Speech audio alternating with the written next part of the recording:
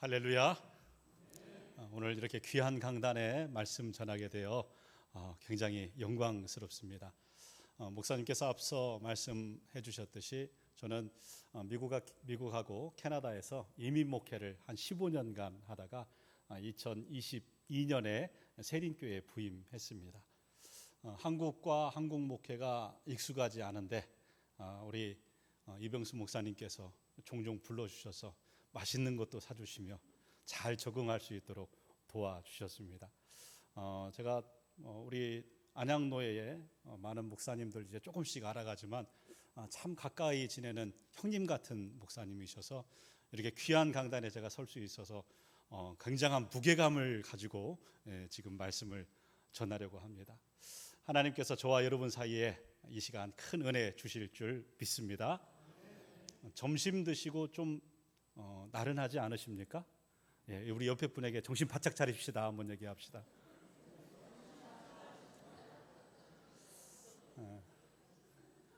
어느 한 교회에서 오후 예배를 드리는데 목사님이 설교하시는데 사실 이제 설교도 로얄석이 있지 않습니까? 목사님들이 이렇게 바라봐지는 시야에 들어오는 석이 있어요. 저쪽 기둥 뒤에 안 보이는 데서 이렇게 조시면 그래도 조금 괜찮은데 한 어머니가 아들을 데리고 로얄석에 앉아서 주무시는 거예요. 계속 꾸벅꾸벅 조는데 이제 목사님이 사실은 설교할 때 조는 사람 바라보면 설교가 잘 안 돼요. 그런데 계속 눈에 걸리는 겁니다. 그래서 목사님이 옆에 아들한테 야 저기 엄마 좀 깨워라 그랬대요. 그랬더니 이 아들이 갑자기 아주 당돌한 아이예요. 목사님한테 이렇게 얘기하는 겁니다. 재우기는 목사님이 재우고 왜 저보고 깨우라고 그럽니까? 그러더래요. 그러니까 이제 다들 이게 막 웃잖아요. 웃으니까 이제 엄마가 깼습니다. 그래서 엄마한테 이제 권면을 했죠. 집사님 아들도 옆에 있는데 그렇게 졸면 어떻게 합니까? 그랬대요. 그랬더니 그 아들의 그 어머니죠. 목사님도 내려와서 한번 들어봐요. 그러더래요.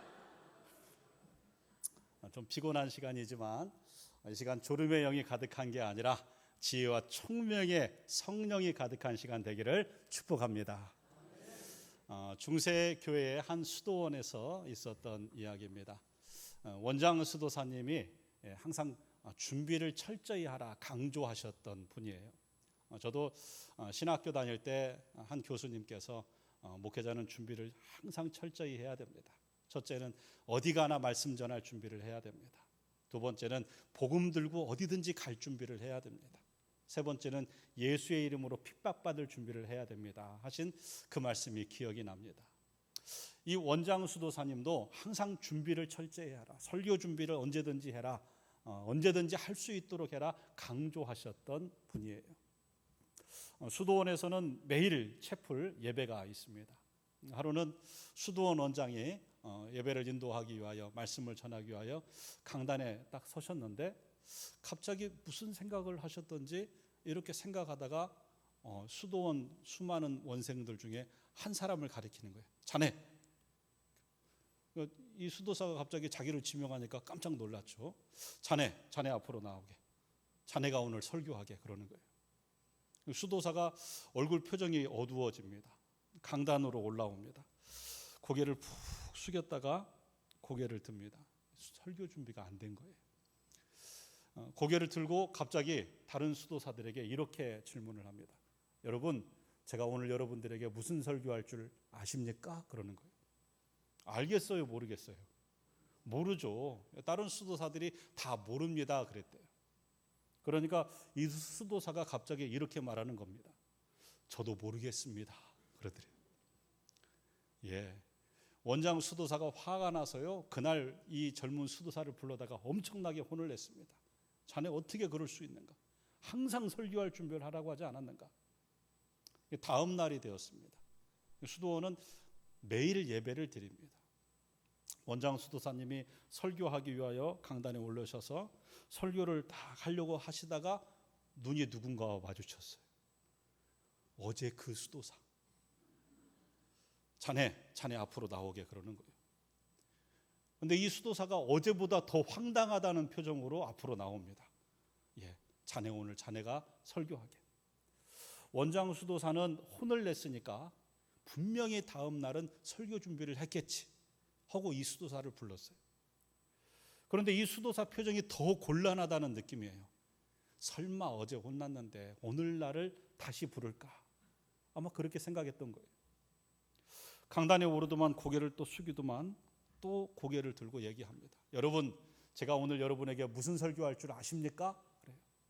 그러니까 어제는 모른다고 했더니 저도 모르겠습니다 하고 갔잖아요. 그러니까 이번에는 다른 수도사들이 압니다 그랬대요. 그랬더니 이 수도사가 이렇게 얘기하는 겁니다. 아는 걸 제가 왜 설교합니까? 그리고 또 내려가더래요. 그날 밤에 또 원장 수도사한테 엄청나게 혼이 났습니다. 셋째 날이 됐습니다. 예배 시간이 됐습니다. 원장 수도사가 강단에 올라왔습니다. 이번에는 곧바로 자네, 그 이틀간 부른 그 수도사를 불러냅니다. 자네 오늘 자네가 설교하게. 근데 이상한 것은 이 수도사가 마치 기다렸다는 듯이 이제는 담담하게 올라옵니다. 고개도 안 숙입니다. 그리고 이렇게 질문합니다. 여러분, 제가 오늘 여러분에게 무슨 설교할 줄 아십니까? 이제 곤란한 것은 모든 수도사들입니다. 이 모든 수도사들이 반절은 압니다, 반절은 모릅니다 그러는 거예요. 그러자 이 젊은 수도사가 이렇게 얘기했답니다. 그러면 아는 사람이 모르는 사람에게 알려주십시오 하고 내려가더래요. 내려가는데 원장 수도사가 이보게, 다시 오게, 이 수도사를 불러 세우는 거예요. 야, 이제 큰일 났다. 저 친구 이제 이 많은 사람들 앞에서 망신당하고 쫓겨날 것 같다 라고 다들 생각했습니다. 그런데 그때 원장 수도사가 이렇게 얘기합니다. 여러분, 저는 오늘 이 수도사를 통해서 복음의 아주 중요한 것 가운데 하나를 더 깨달았습니다. 복음의 정말 중요한 것 가운데 하나는 복음을 아는 사람이 복음을 모르는 사람에게 알려주는 겁니다. 예, 복음을 아는 사람이 복음을 모르는 사람들에게 알려주는 거예요.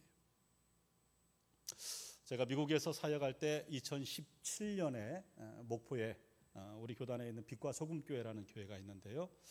그곳에 말씀을 전하러 내려갔습니다. 조현영 목사님이라고 지금은 은퇴하시고 원로가 되셨는데, 목사님께서 저녁 식사를 저를 대접하시고, 안 목사님, 제가 안 목사님 꼭 보여드릴 곳이 있습니다 하고 저를 데리고 어디론가 가요. 근데 멀리서 보는데요, 해골 같은 것이 보여져요. 뭐냐면 세월호가 인양돼서 반절 잘려서 있는 모습인데, 멀리서 보면 진짜 해골 같아 보입니다. 우리가 2014년 4월 16일 모든 국민이 아마 그때에 슬퍼하지 않은 아마 대한민국 사람, 아니 온 세계 사람이 없었을 것입니다. 그렇게 세월호가 우리 눈 속에서 가라앉아 가는데, 그 뱃속에 아이들이 있는데, 사람이 있는데, 그렇게 침몰되어 가는 것을 그냥 보고만 있을 수밖에 없었어요. 슬픔과 함께 분노가 있는 것이 있습니다. 뭐냐면 가만히 있으라, 그렇게 방송하고 선장과 많은 사람들이 빠져나오면서 그 배 안에 있는 사람들에게 알려주지 않은 거예요. 자신들이 나오면서, 자신들은 살 길을 아는 거잖아요. 나오면서 얘들아, 너희들 거기 그대로 있으면 죽어. 지금 나와야 돼. 여기 살 길이 있어. 외쳐줬어야죠. 말을 해줬어야죠. 살 길을 아는 사람이 살 길을 모르는 사람에게 알려주지 않은 결과입니다. 여러분, 영적으로 마찬가지입니다. 저와 여러분은 영생의 길을 압니다.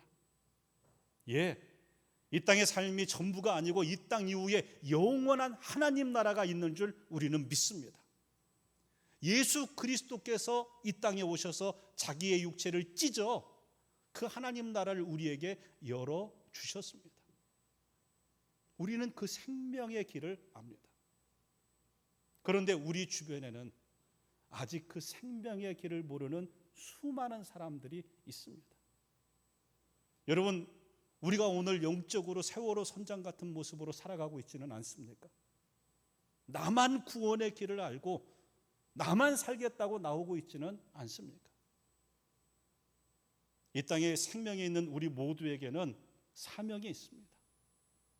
그것은 생명의 길을 열어놓으신 예수 그리스도를 증거하는 것임을 믿습니다. 오늘 본문은 우리가 너무나 잘 아는 말씀입니다. 예수님께서 죽으시고 부활하셨습니다. 부활하신 예수님께서 곧바로 승천하지 않으셨어요. 40일 동안, 무려 40일 동안 이 땅에 계시면서 사역을 하셨습니다. 그 사역의 중심은 무엇이냐? 사도행전 1장 3절 말씀입니다. 그가 고난받으신 후에 또한 그들에게 확실한 많은 증거로 친히 살아계심을 나타내사 40일 동안 그들에게 보이시며 하나님 나라의 일을 말씀하시니라. 예수님께서 죽으시고 부활하신 후에 40일 동안 하나님 나라다. 내가 죽고 부활한 것은 이 하나님 나라를 위한 것이다. 여러분, 예수 그리스도의 메시지, 성경의 메시지의 핵심은 하나님 나라예요. 예수님의 첫 선포도요, 회개하라, 천국, 하나님 나라가 가까이 왔느니라. 우리에게 기도를 가르쳐 주실 때도요, 나라가 임하옵시며 하나님 나라를 위해 기도하고 먼저 그의 나라와 그의 의를 구하라. 천국은 마치 무엇과 같으니, 천국은 마치 무엇과 같으니 하나님 나라예요. 그분이 죽으심으로 열어놓으신 이 하나님 나라에 대해서 40일 동안 제자들에게 가르치셨는데 제자들은요, 하나님 나라에 관심 없었습니다. 우리가 읽은 본문 바로 앞에 있는 사도행전 1장 6절 말씀입니다. 그들이 모였을 때에 예수께 여쭈어 이르되 주께서 이스라엘 나라를 회복하심이 이때입니까? 주님은 죽으시고 부활하셔서 하나님 나라를 얘기하는데요, 제자들의 관심은 이스라엘 나라, 자기 나라예요. 오늘도 마찬가지예요. 성경에는, 강단에는 하나님 나라가 선포되는데요, 수많은 사람들의 관심은 하나님 나라가 아니라 자기 나라입니다. 내가 원하는 나라. 그러한 우매한 제자들에게 주님께서 다시 한번 일깨워 주시는 것이 오늘 본문이에요. 오직 성령이 너희에게 임하시면 너희가 권능을 받고 예루살렘과 온 유대와 사마리아와 땅끝까지 이르러 내 증인, 하나님 나라를 열어놓으신 예수 그리스도의 증인이 되리라 하시니라.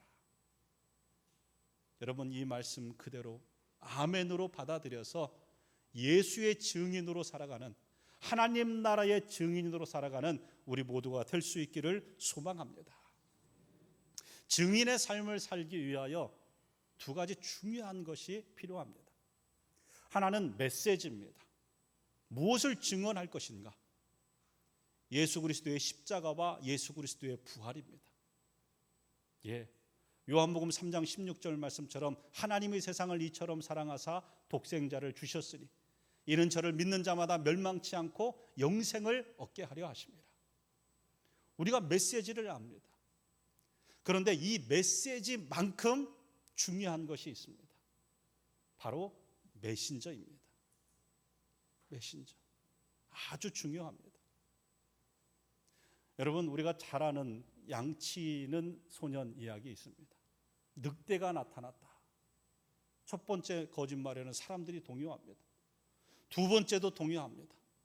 세 번째는 진짜 늑대가 나타났어도 사람들 믿지 않습니다.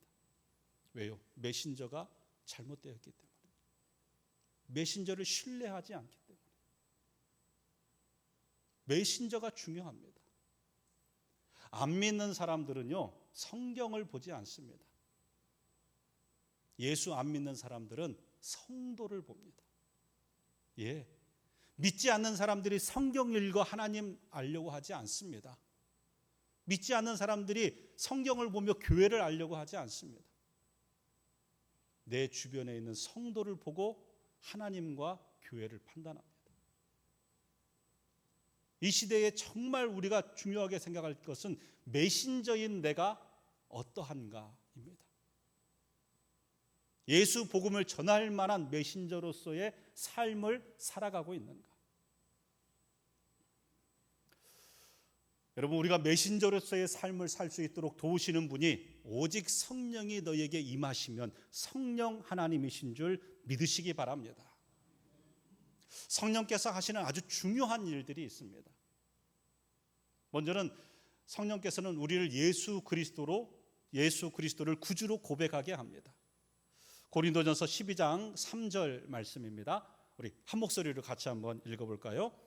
또 성령으로 같이 읽다. 그러므로 내가 너희에게 알리노니 하나님의 영으로 말하는 자는 누구든지 예수를 저주할 자라 하지 아니하고 또 성령으로 아니하고는 누구든지 예수를 주시라 할 수 없느니라. 할렐루야. 예수 그리스도를 주로 고백하는 것, 믿어지는 것은요, 내 인간 이성이 아니에요.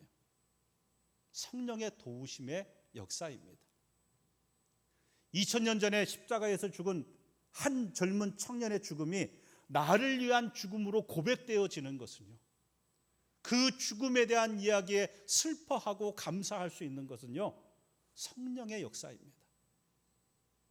우리가 예수 그리스도를 구주로 고백했다면 우리 안에 성령이 계시는 줄 믿습니다. 그러한 성령께서 우리에게 주시는 것이 있습니다. 하나는 은사가 있고요, 하나는 열매가 있습니다. 많은 사람들이 은사를 구하려 합니다. 그런데 사실 은사는요, 없어도 괜찮아요. 은사보다 더 중요한 게 있습니다. 우리가 알듯이 고린도 교회 은사가 엄청 많은 그러한 교회였습니다. 병고침, 신유, 예언, 통역 수많은 은사가 나타났지만 고린도 교회 좋은 교회 아니었습니다. 무엇가 빠졌냐면 사랑이 빠졌어요. 성령의 열매가 없기 때문입니다. 우리가 잘 아는 요한복음 15장 5절 말씀에 예수님께서 나는 포도나무고 너희는 가지라. 저가 내 안에 내가 저 안에 있으면 과실을 많이 맺나니 나를 떠나서는 너희가 아무것도 할 수 없다 말씀하셨어요. 그러니까 예수님이 내 안에 있고 내가 예수님 안에 있다면 과실이 맺어지는 거예요. 이게 드러나게 돼 있는 거예요. 그리고 그 과실에 대하여 갈라디아서 5장 22절에서 23절 말씀 이렇게 말씀하고 있습니다.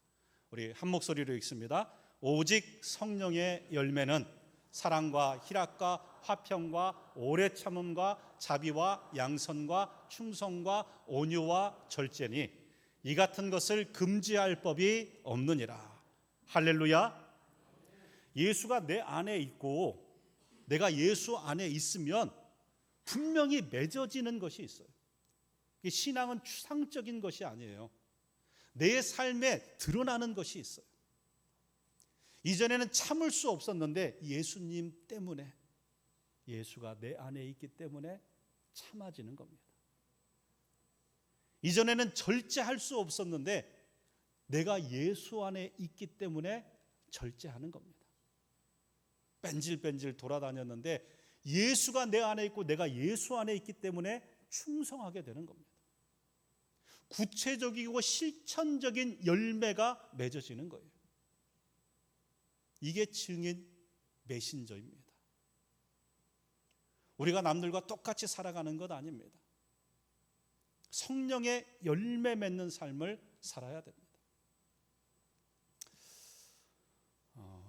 원고에는 없는데 옆으로 잠깐 하나만 샜다가 들어오겠습니다. 제가 캐나다에서 담임 목회를 35살에 나가서 했습니다. 하나님께서 은혜 주셔서 교회 부임하고 1년 만에 예배당을 구입할 수 있게 되었어요. 24년간 교회가 없던 교회인데요. 정말 하나님께서 기적 같은 일을 이루어 주셨어요. 짧게 얘기하면 장로님하고 저하고 우리 기도하고 합시다. 돈도 없고 뭐 어디 건물 나온 것도 아닌데 장로님 제가 기도하는데 우리 예배당 구입해야 됩니다. 우리 당회에서 장로님하고 저밖에 한 분은 이제 은퇴하셔서 그래도 4년간 당회가 유지되니까 장로님하고 저하고 결단하고 우리 공동회에 내놓읍시다. 공동회에 안건을 내놨어요. 우리 교회 예배당 구입하는 것. 건물 있는 것도 아니에요. 우리 교회는 무조건 예배당 구입한다. 참 젊은 저도 믿음 좋았고 저를 믿어준 그 장로님도 참 훌륭하신 장로님. 또 따라준 교인들도 정말 감사해요. 이 결의하고 나서 공동회에 결의하고 나서 장로님이 그 지역에 모든 부동산 리얼터들한테 연락을 해서 이 교회 하나를 찾았어요. 2년간 비어있는 캐네디언 교회. 그런데 교회를 더 이상 유지할 수 없어서 이 토론토에 있는 건축업자들이 이 건물 싹 교회 건물 밀어버리고 아파트 짓기로. 그래서 건물값은 줄 수 없고 땅값만 주고 팔기로 되어 있는 계약이 오가는 중에 저희 장로님께서 그 리얼터를 만난 거예요. 우리가 사겠다. 그러니까 그 교회로서는 어차피 땅값만 받는 거니까 땅값만 주면 우리가 교회 주겠다. 그래서요, 한 250명 앉는 방이 한 10개가 있고 친교장이 한 100명이 밥을 먹을 수 있는 그 교회 건물을, 물론 교회 건물은 한 6, 70년 이상 된 건물인데 그 건물을 40만 불, 그때 당시에 4억에 샀어요. 하나님 은혜로 산 거죠. 근데 건물을 사니까 한 2년간 방치되어 있으니까 이 건물이 다 노화되잖아요.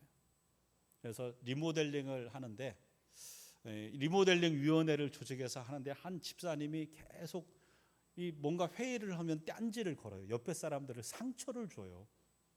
자기가 할 거야? 뭐를 구해서 좀 해야 되고 자기가 그거 살 거야? 낼 거야? 그러면서 계속 옆에 상처를 줘요. 제가 그래서 담임 목사로서 그래도 가만히 있으면 안 될 것 같아서 아유 집사님 그랬더니 그 여자 집사님인데요. 근데 그 집사님이 저한테 그러는 거예요. 목사님 저한테 뭐라고 하지 마세요. 제 성격은 예수님도 못 고쳐요. 그래요. 아니 목사한테 자기 성격은 예수님도 못 고친다는데 제가 거기서 뭘 더 말을 하겠습니까? 그때는 제가 조금 피했다가 나중에 잘 설명을 드렸습니다.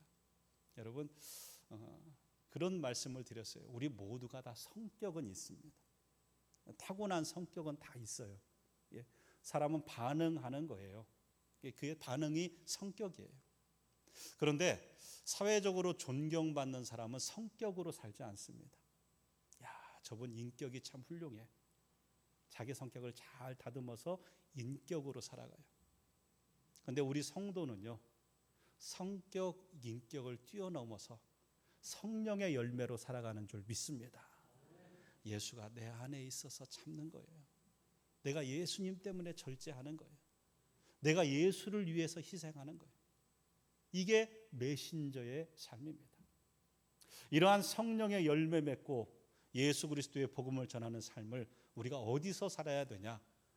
오늘 본문은 세 군데를 말씀합니다. 첫 번째는 예루살렘이에요. 여러분 예루살렘 사실은 우리가 너무 익숙하게 예루살렘과 온유대와 사마리아와 땅끝까지라고 얘기하지만요. 제자들이 들을 때는 주님 이 예루살렘만큼은 좀 빼놓으시면 어떨까요? 왜요? 예수님 십자가에 못 박았던 사람들이 다 예루살렘에 있습니다. 종교 지도자들, 대제사장들, 서기관들, 시뻘건 눈을 뜨고 못 박아라, 못 박아라 외쳤던 그 많은 사람들 다 예루살렘 사람들이에요. 이 사람들에게 내가 성령의 열매 맺고 내가 증인의 삶을 이 사람만 빼놓고 예수 믿으라고 합시다. 천국은 이 사람들만 빼놓고 가도록 합시다. 그 마음이 있겠죠. 아니다. 예루살렘이다. 우리도요 살다 보면 왼수 같은 사람이 있죠. 왼수.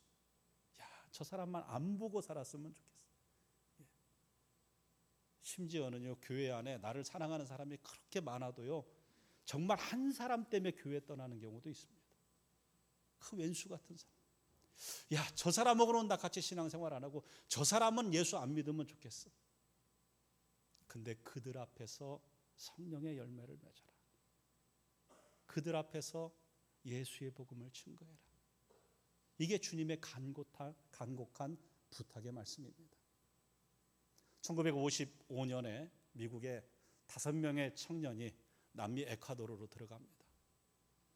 이 에콰도르에도 가장 흉폭하다는 아우카 부족에게 복음을 전하기 위하여 1년간 준비하고 찾아다닙니다. 그리고 1년 만에 그들을 만납니다. 그런데 그들을 만난 그날 팜비치 해변에서 이 5명의 젊은이는 다 순교합니다. 총이 있었지만 우리가 이것을 사용할 때 앞으로 이 부족의 복음이 막혀질 거다. 총을 사용하지 않았습니다. 그러나 언제나 순교는 교회의 씨앗이 됩니다.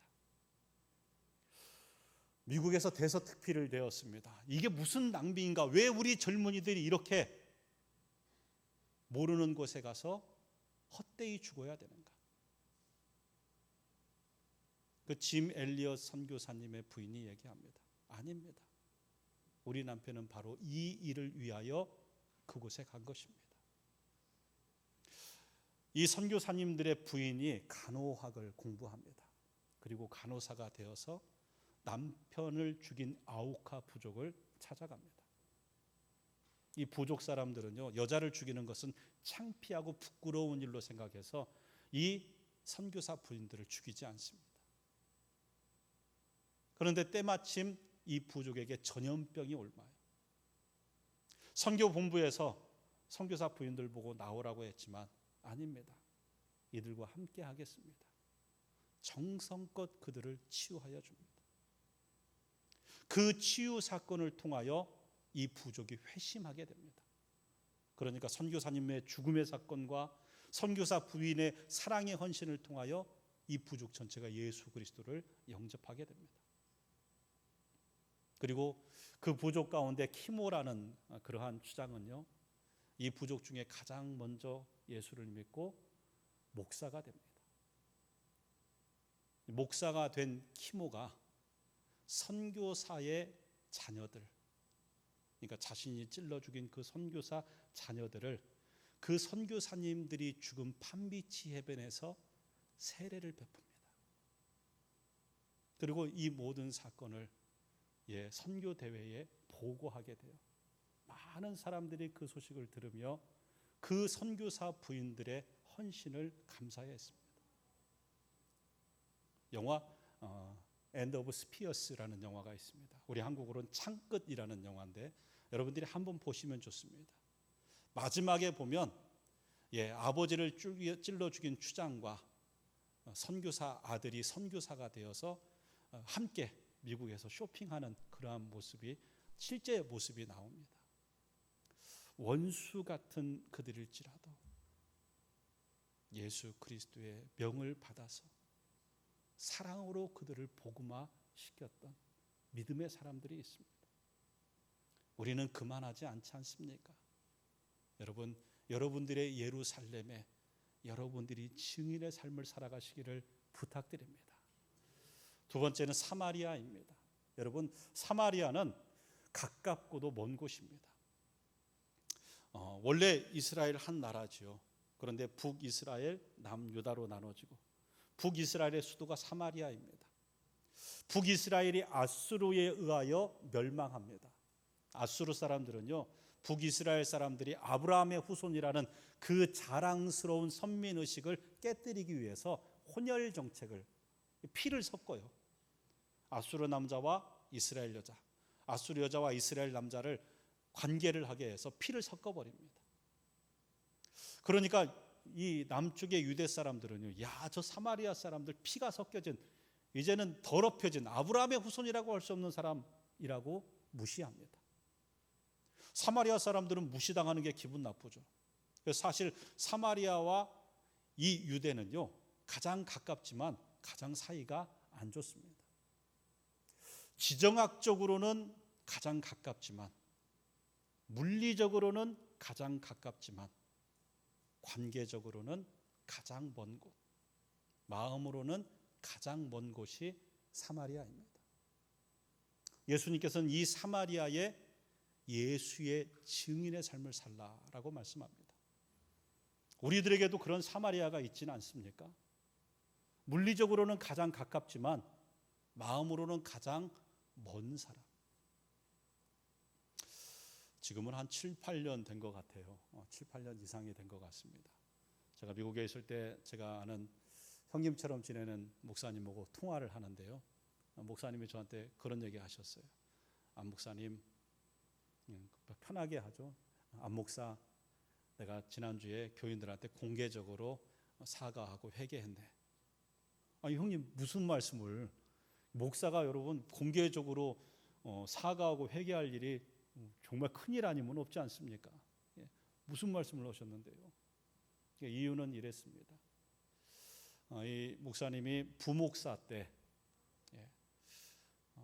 어머니가 힘드셨어요. 아버지가 힘드셨어요. 어머니는 돌아가시고 아버지가 풍에 걸렸는데 형님이 자기 집에서는 아버지 못 모신다. 그래서 이 목사님 집으로 보냈습니다. 부목사가 여러분 참 힘듭니다. 저도 부목사 해봤지만 참 힘들어요. 생활도 여건도 힘든데 풍 걸린 아버지를 모셔야 되잖아요. 얼마나 힘들었겠습니까? 그래도 아버지를 잘 모셨습니다. 문제는 아버지가 돌아가시고 했습니다. 장례가 진행이 되는데요. 이 형님이 와서 소동을 부리는 거예요. 장례 비용 문제로 네가 내라, 얼마 내라. 교인들이 와서 예배 드리고 앉아있는 자리에서 돈 문제로 계속 실랑이를 하니까 이 목사님이 내가 다 알아서 합니다. 형님은 안 하셔도 됩니다. 내가 다 알아서 합니다. 가십시오. 그래갖고 그렇게 형님을 끊었답니다. 그러면서 마음속에 내가 다시는 당신 보나봐라. 내가 다시는 당신 보나봐라. 그랬는데 몇 년 후에 광주로 청빙을 받아 내려갔습니다.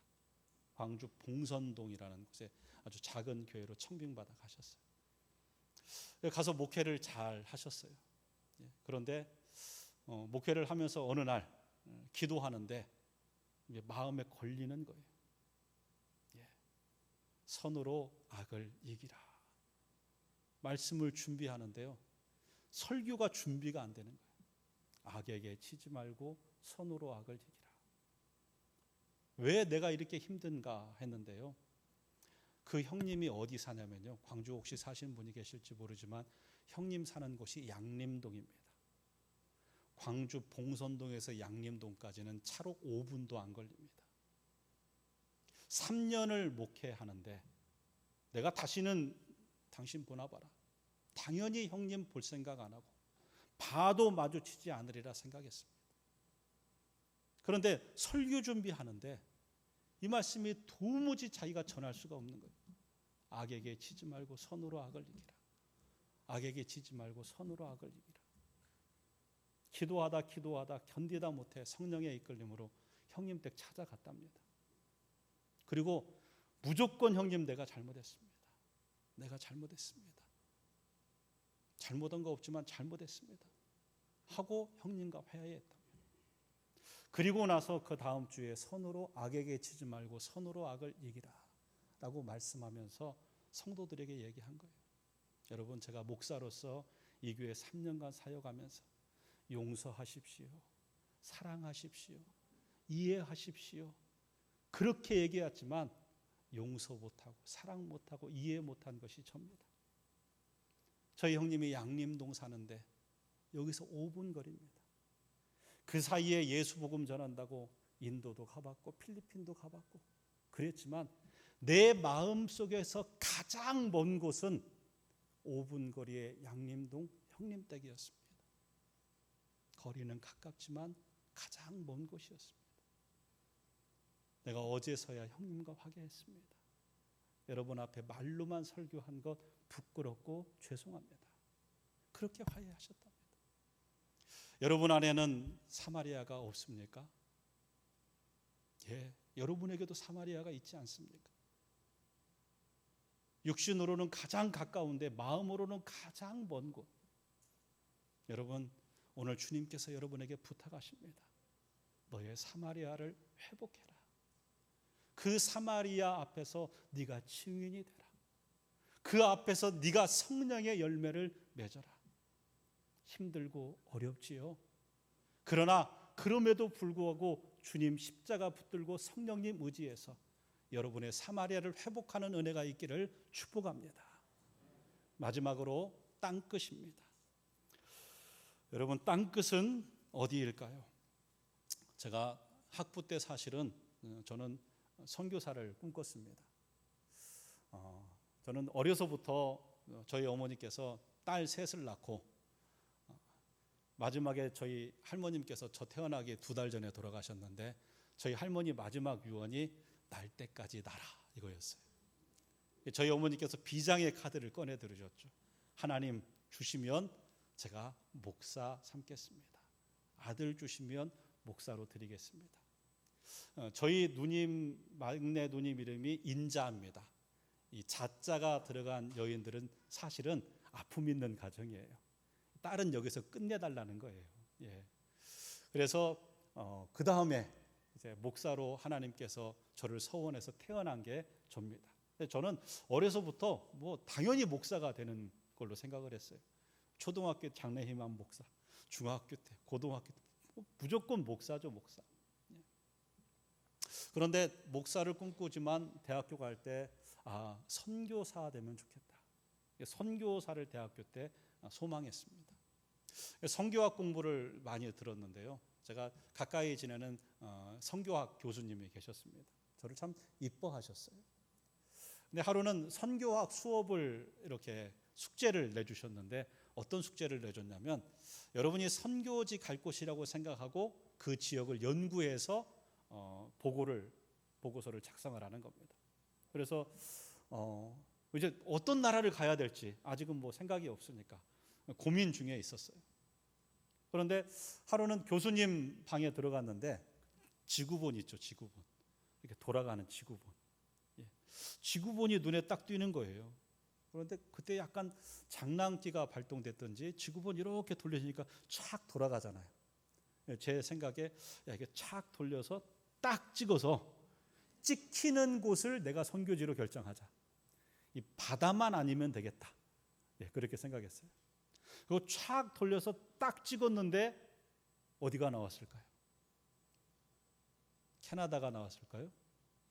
미국이 나왔을까요? 여러분, 이 진짜인데요. 대한민국이 나왔어요. 탁 찍었는데 대한민국이 나온 거예요. 이건 뭐지? 근데 그때 갑자기 노래 하나가 생각이 났습니다.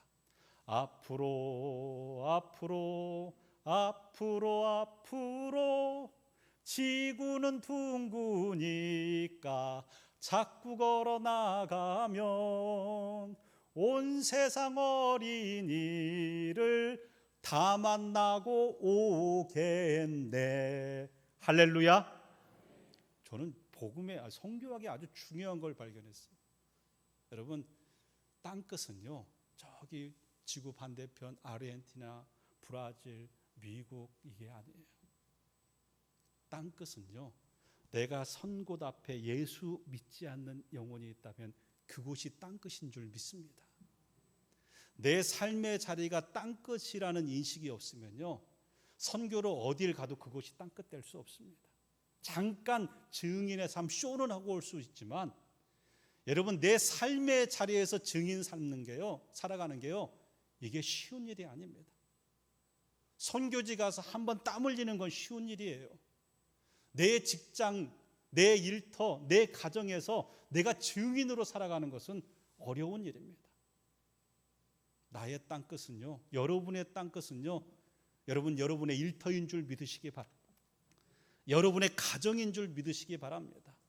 여러분, 이 대광교회가 여러분을 하나님께서 보내신 선교적 교회인 줄 믿으시기 바랍니다.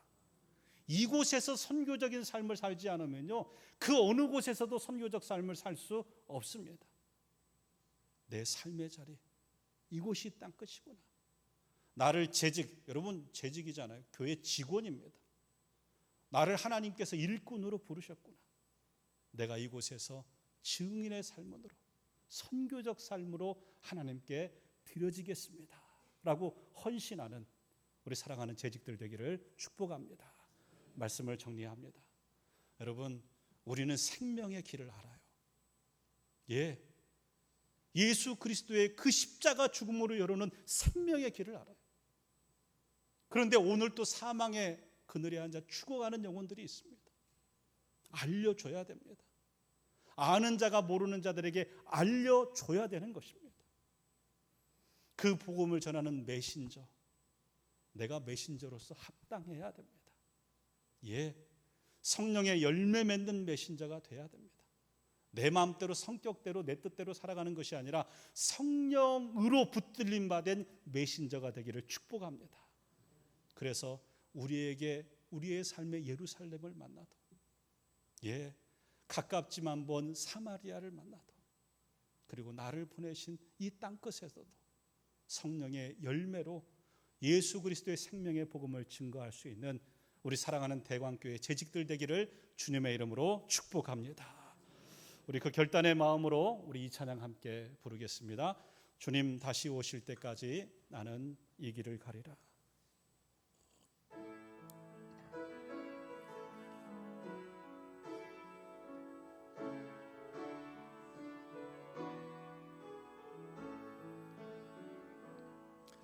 주님 다시 오실 때까지 나는 이 길을 가리라.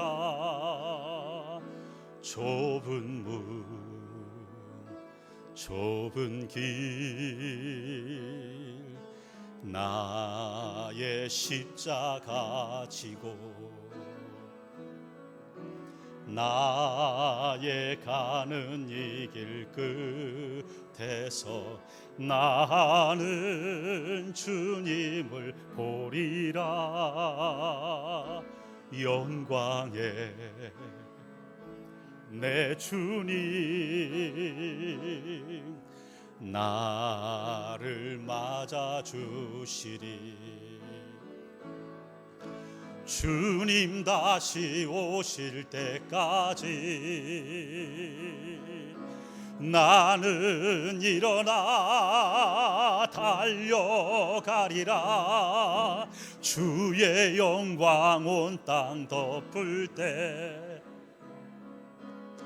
나는 일어나 노래하리. 내 사모하는 주님 온 세상 구주시라. 내 사모하는 주님 영광의 왕이시. 주님 다시 오실 때까지, 주님 다시 오실 때까지 나는 일어나 달려가리라. 주의 영광 온 땅 덮을 때 나는 일어나 노래하리. 내 사모하는 주님 온 세상 구주시라. 내 사모하는 주님 영광의 왕이시라. 함께 기도합니다. 아버지 하나님, 주님 다시 오실 때까지 우리에게 부탁하신 증인의 삶을 살기를 원합니다. 아직도 예수 생명을 몰라 죽어가는 이들에게 생명의 길을, 예수를 전하는 저희가 되기를 원합니다. 주님, 주의 성령으로 우리를 충만케 하여 주셔서 예수 생명을 전하는 메신저로서 부끄럽지 않게 하여 주시옵소서. 우리의 성격대로 살아가는 것이 아니라 성령의 열매 맺으며 살아가는 주의 종들 되게 하여 주시옵소서. 우리의 삶의 예루살렘을 회복하기를 원하시는 주님의 마음, 이 시간 우리가 들었습니다.